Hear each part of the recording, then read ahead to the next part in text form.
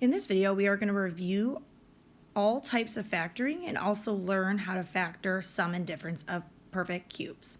So the first factoring we're going to review, and the factoring that we should always check for first, is a GCF. So if I look at 1, I see I have 12 and 16. Now, they're both divisible by 2, but the greatest common factor of both would be 4.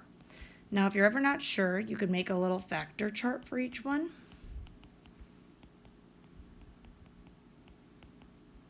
And see what would be the greatest common factor. I can see the biggest number in both the charts is 4. And then if I look at the A's, I can take 3 A's from each. So I'm going to take out 4A3. I'll be left with 3A squared plus 4. And so this would be factoring by GCF. We can also apply it the same way in number 2, but with multiple variables. So first I need to think about 18 and 12. And 9. And I can see that the GCF would be 3.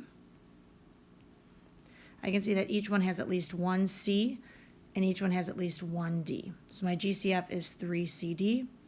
When I take that out, I'll be left with 6D plus 4C plus 3. The next kind of factoring we're going to review is grouping. And this is when we have 4 terms. So I'm going to group my 4 terms into pairs, and then I'm going to take the GCF from each pair. So my GCF for my first pair is actually x squared, and I'll be left with x plus 3. My GCF of my second pair is a negative 6, and that'll leave me with x plus 3. Now, I know I did it right if my parentheses at this point match. So those should be exactly the same. If they're not, it's either not factorable by grouping or I did something wrong. So my final factored form is going to be x squared minus 6. So I take the front guys and I only use one of my other parentheses. So x squared minus 6 times x plus 3 is my final factored form for grouping. We're going to do a similar idea here, group into pairs. My GCF from this first pair is also just x squared. So I'll be left with 2x plus 5. My GCF of 6 and 15 is 3. So again, when I get to this point, my parentheses should be the same. If they're not, it's either not factorable by grouping or I did something wrong. So my final factored form will be x squared plus 3 and 2x plus 5. Difference of 2 squares follows the format of something squared minus something else squared, and it'll always be the perfect squares added and subtracted.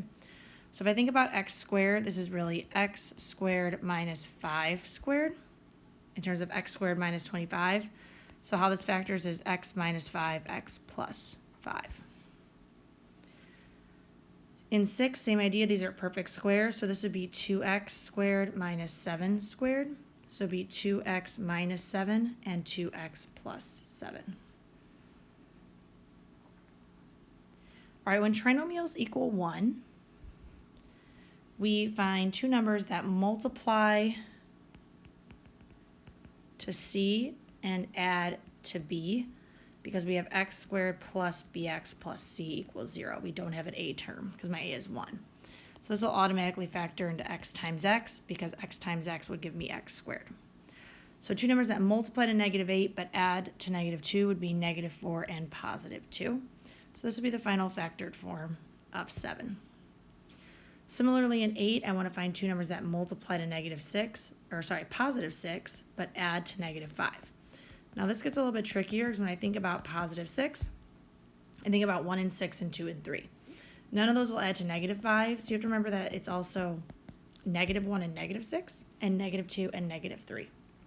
Because a double negative will still multiply to a positive, but in this case, we'll add to negative 5.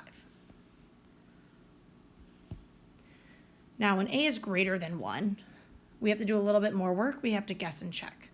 So in this first example, I see I have 3x squared. Well, the only thing that 3x squared could break down to is x and 3x.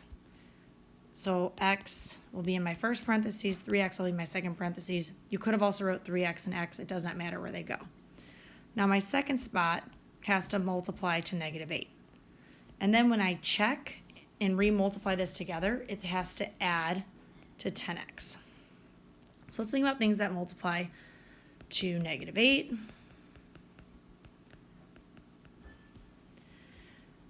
So I'm going to try this first pair. I'm going to try negative 2 and positive 4. Now, if I do negative 2 times 3, I get negative 6. If I do 4 times x, I get 4x, and that's going to add to negative 2. So that's not right. So let me try switching the numbers. So let's see, this one does not work, at least not in the spots that they're in. So before I cross it out, let's switch it. So I'm going to put positive 4 here and negative 2 here. So just switch those spots. So 4 times 3 is 12x. X times negative 2 is negative 2x. Oh, that adds to 10x. Perfect. So this is the final factored form. So let's review. First, I looked at my 3x squared, and since 3 is prime, the only thing that my first terms could be is x and 3x. And again, you could have swapped those. The second part is to figure out two numbers that multiply to negative 8, and those go in the second spot, but then when I check them, they have to add to 10x, which when I checked my insides and my outsides, they added to 10. So this is guess and check. If you split the middle, you can also use this method, and if you need help with that method, let me know. All right, let's guess and check for number 10. But now this one's going to be a little bit trickier because now I have a 6. And a 6 in front means I could have 1 and 6 or 2 and 3. So meaning I could have x times 6x or 2x times 3x. And I won't really know which one it is until I guess and check. Luckily, my second term is 7, so my only options are 1 and 7.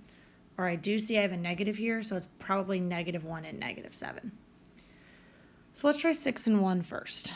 So 1 and 6. And because that 23 is negative, I'm going to use this negative 1 and negative 7. So I'm going to put negative 1, negative 7. So when I check it, I get negative 6x minus 7x, which will give me negative 13x. So I'm not quite big enough.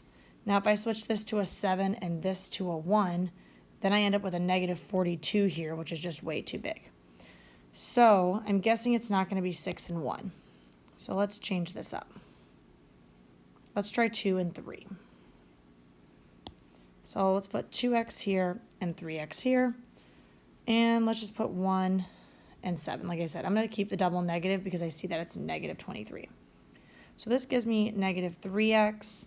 This gives me negative 14x. So I'm at negative 17x. So that didn't work. So let's try switching it. So negative 7, negative 1.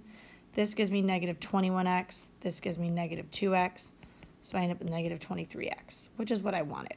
So this is going to be my final factored form. All right, now let's introduce something new. We're going to talk about how we factor sum and difference of cubes.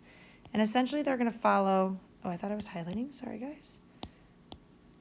Factoring sum and difference of cubes. And they're going to follow this method. But again, it's really important to be able to identify our perfect cubes.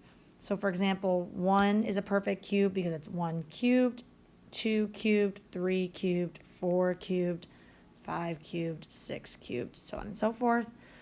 And then anything with a exponent that it's divisible by 3 is a perfect cube. So 3, 6, 9, 12, so on and so forth. So there's two kind of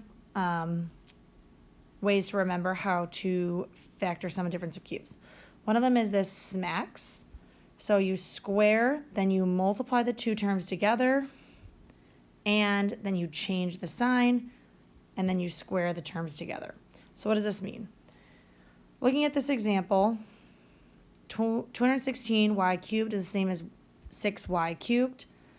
125x to the ninth is 5x3 to the third. So what they did was they took the uncubed terms, so 6y and 5x cubed, and we added those together. And so those are always going to be the same sign. Where the smack comes in is for how we do the second parentheses. So it talks about you square the first term. So I squared 6y. Then you're multiplying the two terms together. So if I do 6y times 5x cubed, I would get negative 30x cubed y. Then the last part is change the sign and then square the last number. So I change the sign here and then squared the last term. So 5x to the third squared would be 25x to the sixth. Another way I like to think about it is SOAP. So same, opposite, always positive. So it kind of follows the same idea. So first it tells you that it's always A, same sign as it was, so either positive or negative, depending on what it started with, then B. Then you square A, do the opposite sign, do A times B, and then the last sign's always positive, and then B squared. So whatever kind of rule is going to help you remember is good with me. So let's give this first one a try. I'll kind of leave those little clues above. So this is the same as x to the third plus 5 to the third. So what does this mean? So first I'm going to have same sign, and I'm going to add x plus 5. Then I square the first term, so SOAP, same sign, opposite sign. So SOAP, same sign, opposite sign, always positive is what SOAP stands for. So same sign, opposite sign. Then I'm going to multiply these two together, so 5 times x, so 5x. And then always positive, and then I square the last number, so 5 squared would be 25. And so this is how I would factor this. Again, this also comes from up here. Here's my sum and difference of cubes. So a plus b, and then a squared minus a times b plus b squared. Same idea for the negative, except for that it's negative in the first one and then positive in the second one.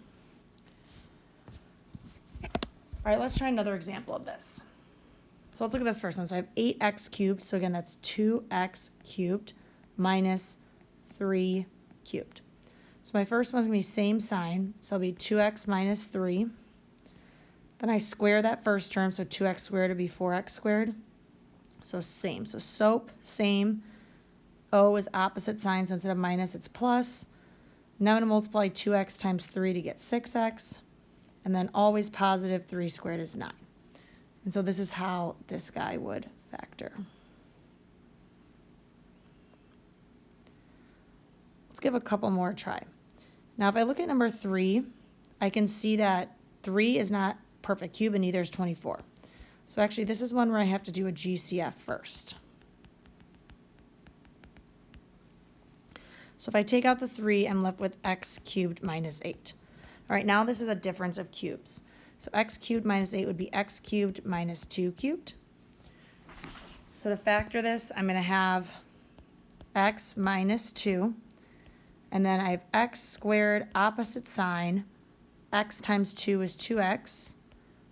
So same, opposite, always positive. So same, opposite, always positive. And then it's my b squared, which is 4. And then don't forget about the 3 in front.